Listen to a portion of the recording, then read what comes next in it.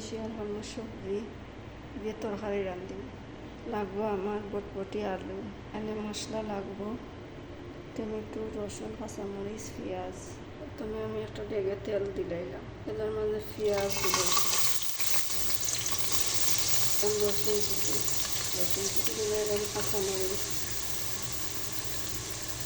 সুন্দর করে আমি ভাজিয়ে আনি মশলাটা। পেঁয়াজটা ভাজা আমি সামান্য জল দিলাম, জল দিলে মশলাটা ফুট করলাম। আমি দিলাম পরিমাণ মতো হলুদের গুঁড়া, পরিমাণ মতো জিরার গুঁড়া, দিলাম পরিমাণ মতো লবণ, সামান্য গুঁড়া মরিচ দিলাম, মানে কাঁচা মরিচ দিচ্ছি, জাল আছে কাঁচা মরিচটা। সুন্দর করে মশলাটা বানানো তেল আমার মশলাটা সুন্দর করে বাজা শেষ।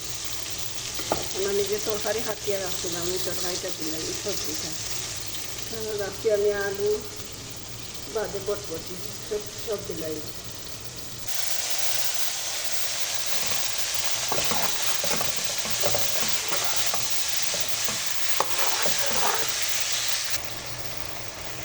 মশলাটা তরকারিটা কষা নিতে আমি দিয়ে দিলাম পরিমাণ মতো।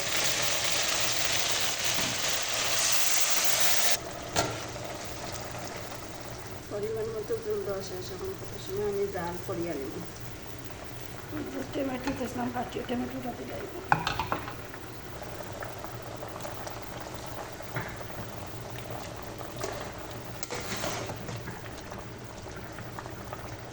এখন আমি ডাকনা দিয়ে ঘুরাইয়া দেব। তরকারিটা হয়ে গেছে।